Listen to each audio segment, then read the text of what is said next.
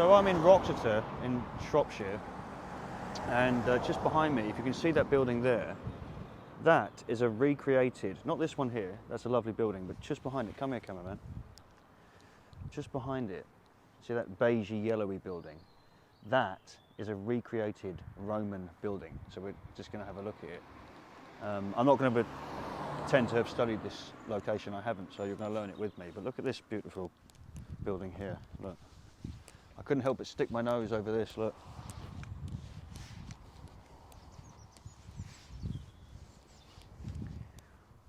All around these parts are loads of buildings that they're not allowed to touch, and they just remain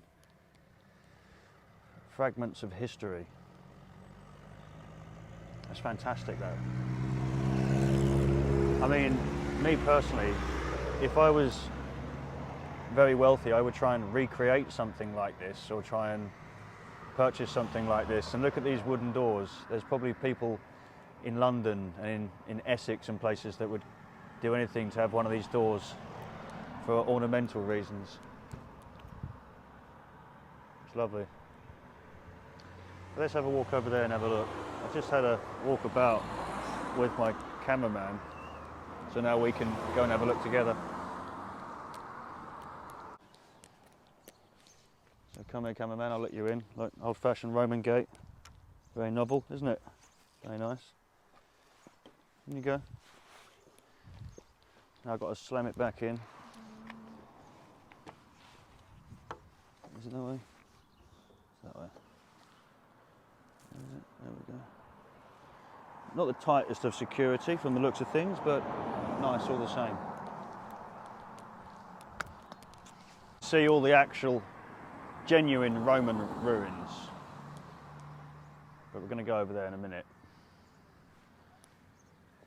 You can see they've tried to recreate that fencing style as best they could as well, because this is all recreated stuff on this side mainly.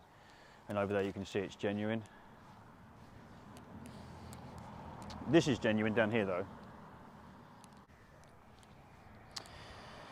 In front of you are the visible remains of the colonnade of the Forum, a combined market square and town hall. It originally extended across much of the field ahead of you.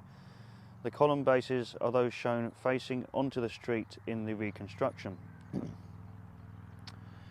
Temporary stalls were put up under the colonnade and in the square on market day. On the opposite side of the square was the basilica, the administrative centre, and the town and the surrounding area. So these are very old, these here. I'm going to leave my water here, get it on the way back. Right. There's no smooth way of walking downhill. You can't look cool walking downhill, it's an impossibility. Or uphill, you just can't do it. These are pretty old, I suppose, a couple of thousand years.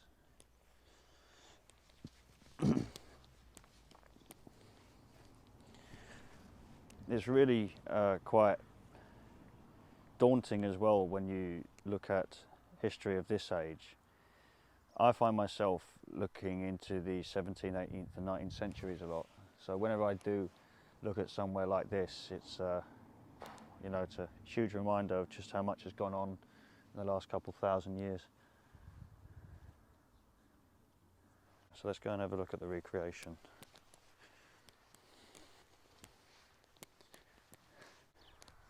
It's got an odd front for its back, you know. That's why when I first looked at it, I thought, what the hell is that? And then obviously I was told it's a recreation, and of course it is, it's a recreation of a Roman building, which is written here on this plaque, on this sign. This building is a modern recreation of a Roman townhouse inspired by buildings excavated at Wroxeter. It stands on a platform protecting the important archaeological remains of Wroxeter's Forum, which lie underneath. Houses like this show just how comfortable life could be in the south of Roman Britain in about 320 AD. It's an awful long time ago. There we go. Now, when we first walked around, I wanted to walk around the back, so we're going to do the same route we did before, just because I like the view of the patio in the back, to see it from the way we first saw it, because around the front you see its sort of majesty and how nice it looks from the front. But then from the back there's a whole nother look, but if you walk out from the building onto it's like walking into your back garden. It's not quite the same view as this. So come round here. Don't worry about me so much, cameraman, but get a load of this.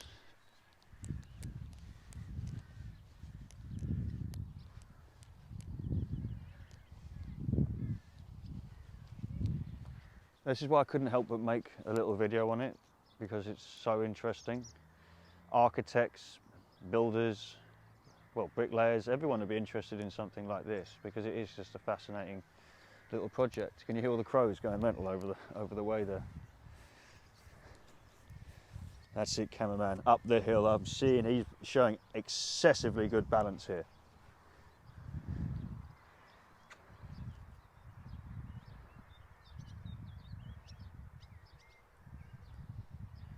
So it must have been really an enjoyable project for the people to work on this. If you're into that sort of thing, I suppose I would have enjoyed it. Don't really have the time, many of us now, or do we? Oh, look, see the bird flying about. How picturesque for for what it is. But stand back again for me, cameraman, because I really want to. Yeah, oh, this is brilliant. My cameraman is walking backwards down a hill, keeping himself in check. I am so impressed. His martial arts skills are second to none. But now you can probably feel and see the Roman-esque feeling to it a lot more than the front. Obviously, when it's pointed out that it's a reconstruction of a Roman house, you go, oh yeah, okay, yeah. But when we say Roman, it's a Roman-British house. This is the beginning of the architecture of Britain as, you know, we would know it. Even though obviously Britons did return to muddy huts and things, eventually we'd go back to this. This is why if you're in the suburbs of any city, people aspire to a nice bit of gravel and a patio. Let's go and have a look at the rooms. But first, did you get all this for me? Did you get all this up here? Because there's a strange mixture out here. You could almost be in one of the spaghetti westerns, one of the Clint Eastwood spaghetti westerns, where they were all filmed in Spain or Tenerife, and they were supposed to be, you know, cowboy films. And it's got the same sort of feel, Mexican feel, but then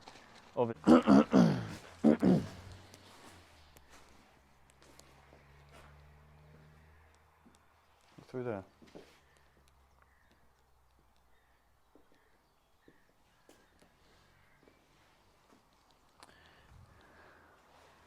Also importantly, cameraman, look down. That's the flooring on the outside patio. I think it's bloody well done. This is an incredibly interesting room as well. This is the dining/entertainment room. All right. Roman Britain in the 4th century AD was a very hierarchical society. It was important for the host, who would be a landowner and a significant member of the local community, to show off his wealth to his peers. So this is the room that such things would happen. You can see they've got a game down there, an old-fashioned game from back in the day. Some Roman-style glasses and some very impressive furniture.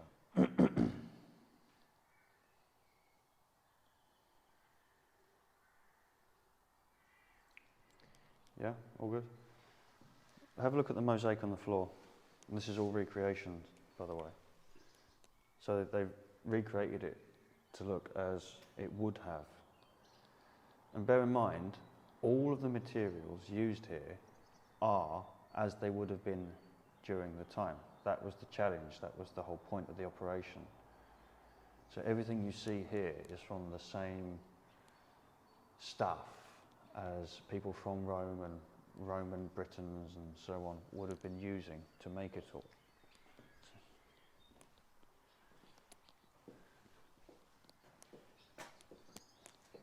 This one is really interesting, this room. This shows, and builders, you'll be interested in this one. This shows the stages of them creating certain walls. You can see all through here, they're showing you the different stages it goes through during the building process in ancient Rome or ancient Britain. See down here as well, see where they've zigzagged it.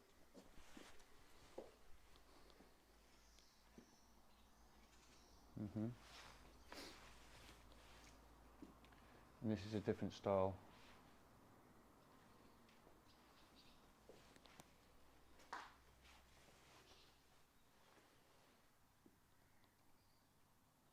Definitely stand back from as well, so you can get a good picture. Yeah.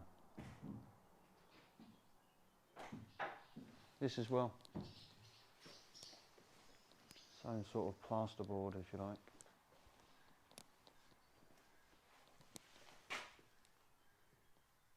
It's over here. Very smooth.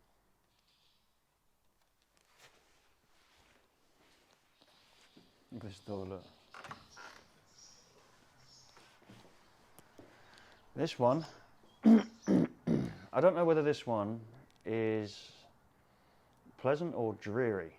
This is a bedroom, and if I remember correctly, this bed is redesigned exactly as it would have been from Roman beds.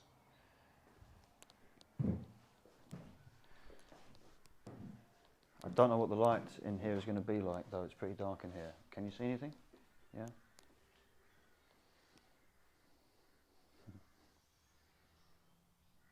I wonder who picked the quilt decor.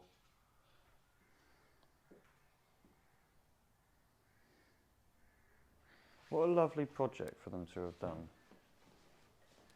I remember when I was young, I went to a place a couple of times called Kentwell Manor. And that was a recreation of a Tudor house, and there'd be loads of actors living there, and you'd have to interact with the actors, and you'd have to dress up to go there, and it was fantastic, especially for kids learning.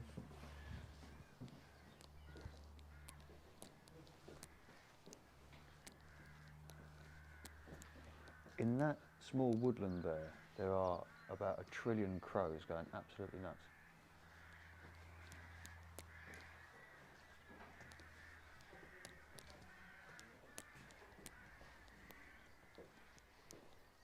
Now, appreciate modern showers, people, but appreciate the effort that must have gone into creating this.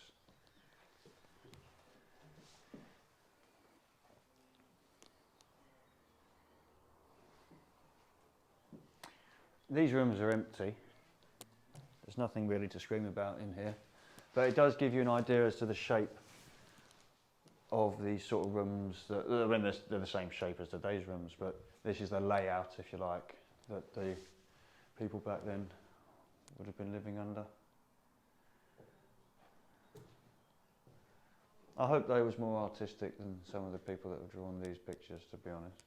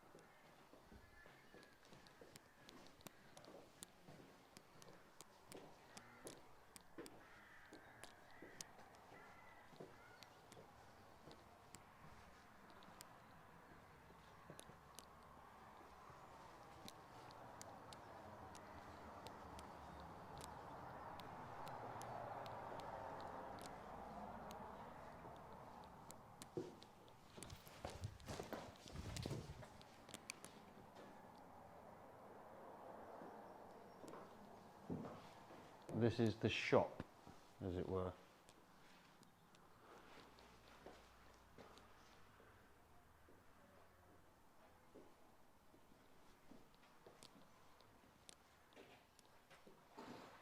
I like how they've left the ominous animals hanging here. I'm being harassed at the minute by this bumblebee, right? But if we ignore the bumblebee for a minute, look at the view that the shopkeeper had. Directly into the busy life of outside and across the road, where it would have been absolutely manic. This is lovely as well. This would look nice in a Victorian house, to be honest. This would still look good, you know, in a nice kitchen.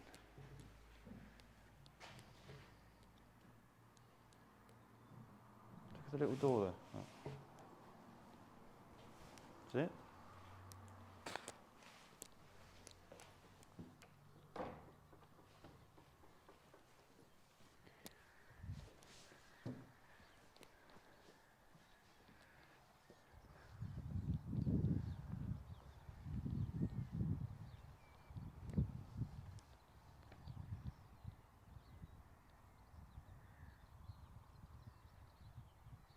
Someone's pinched my water. Start filming. So this is a high point of the Roman ruins, and this was mainly a building for luxury, meeting, socialising. So in front of you would have been a host of massage beds, saunas, bath houses. Over here, if we look to the left, this would have been your bath houses. Over there is a tiny entrance to come in, which would have once been big and impressive. All through here was your baths, your beds for your masseuses and what have you. And then all through here is where you'd have them socialising. I think this was a steam room here. We can see the furnace. And if we look at that entrance, that large entrance, which is still remaining over there, it's amazing that the lintel is still in existence, that it exists at all. You can see obviously the rest has fallen away, but you can see they've just basically crammed whatever they could in there to make it work. Because look at the disorganisation at the top, but there it stands. So if you just have a quick pan across for me.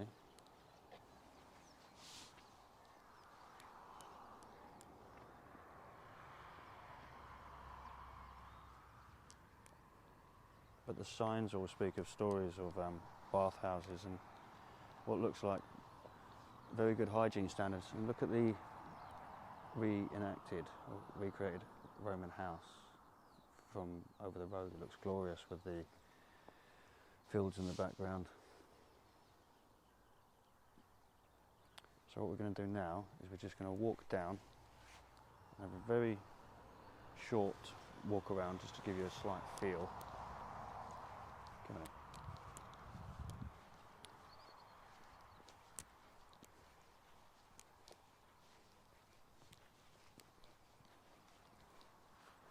One interesting point as well is the ridiculous stories we get injected into our society about how our people weren't familiar with hygiene, and that's absolutely ridiculous, especially when you see some of the dates that are listed on these signs.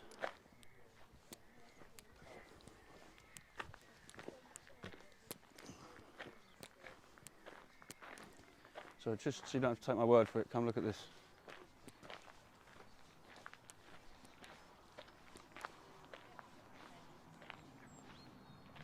So this part of the Baths Basilica has survived since 121 AD.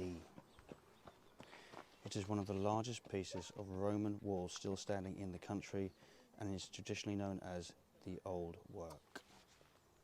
121 AD. And if we look on the floor here, you can see the foundations of how big it used to be, how far it used to come out.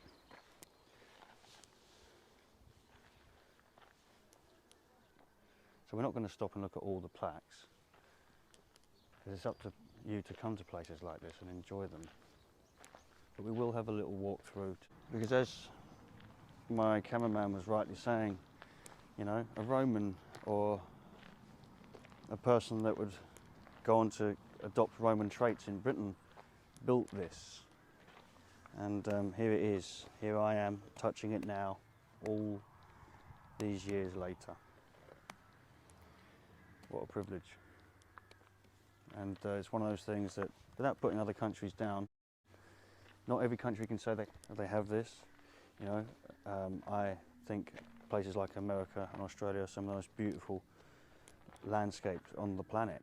But one of the reasons that I couldn't move permanently is because I can't take this with me. I couldn't take, I mean, I'm obviously from London.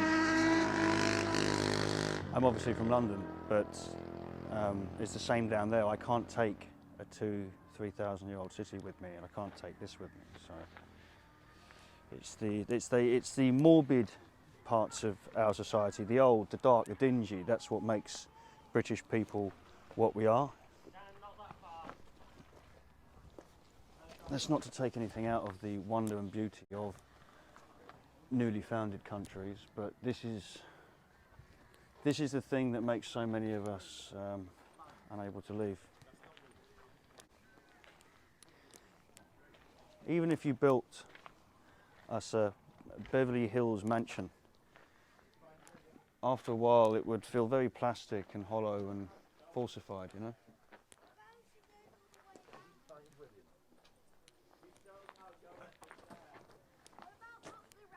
Where's William, Daisy? Come on, find William. Find him.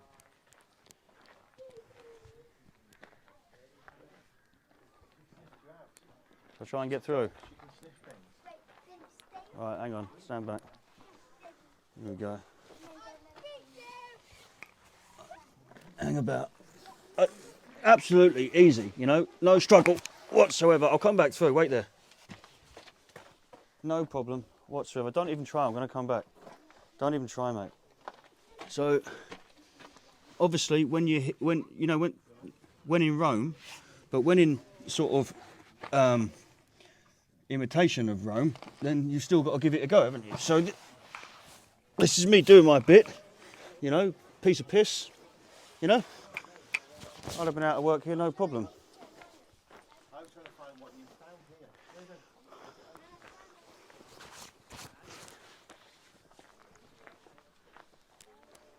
This is all fantastic, isn't it? Watch your step. And this doesn't look very new here on the ground, but I think these here are supposed to sort of reenact where the beds would have been.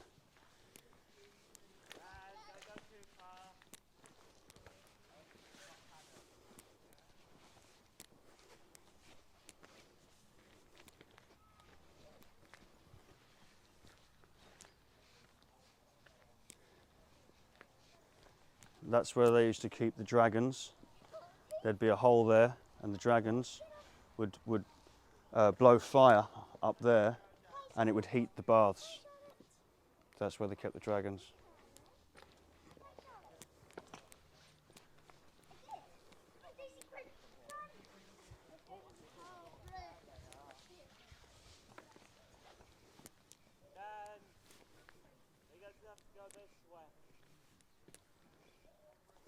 I'm in the pile of bricks. These bricks are done. Let's go around through the middle.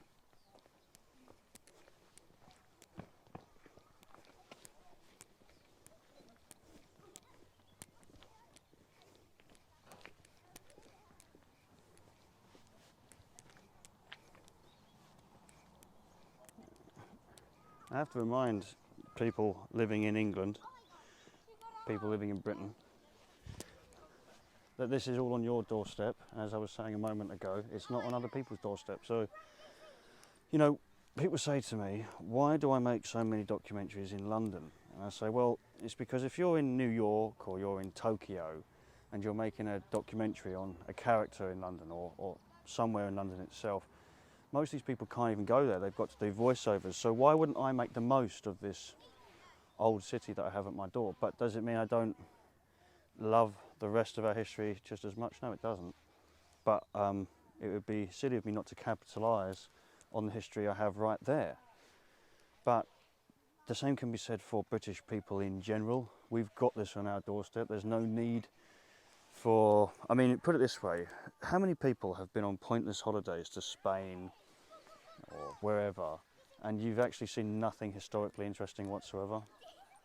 Obviously for most people they just want entertainment, but if you're not seeing things like this in your own country, don't be going abroad just to enjoy yourself, you know. Obviously you still want to do that as well, but you've got to take the rough with the smooth, haven't you? What's this one say? We've not looked at this one, have we?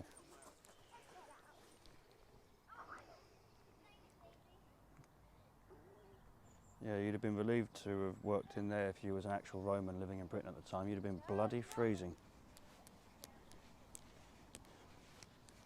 This was Rome FC. Tasty, real tasty firm they were, Rome FC. What are you doing? It's so wet.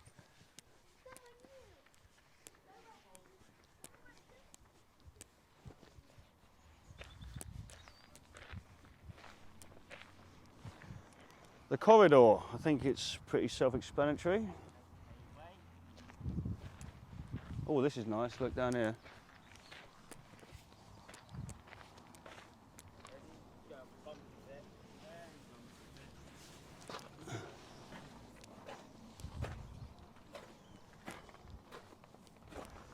Now these really protrude. More so than the other wall it looks like. These really stick out.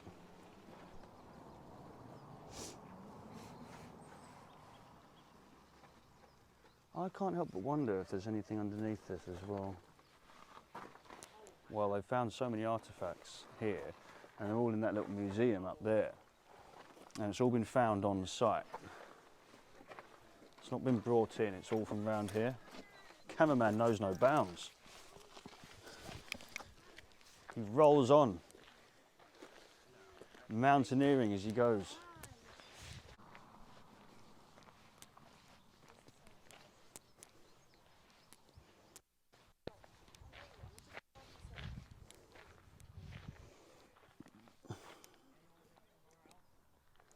And here's your market.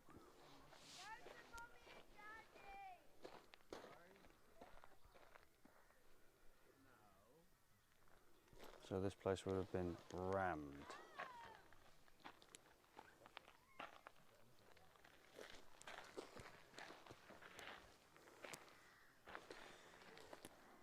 £4 a pound, £16 a pack bananas. Apparently that's where all of our market traders learned from ancient Rome. £4 a pound.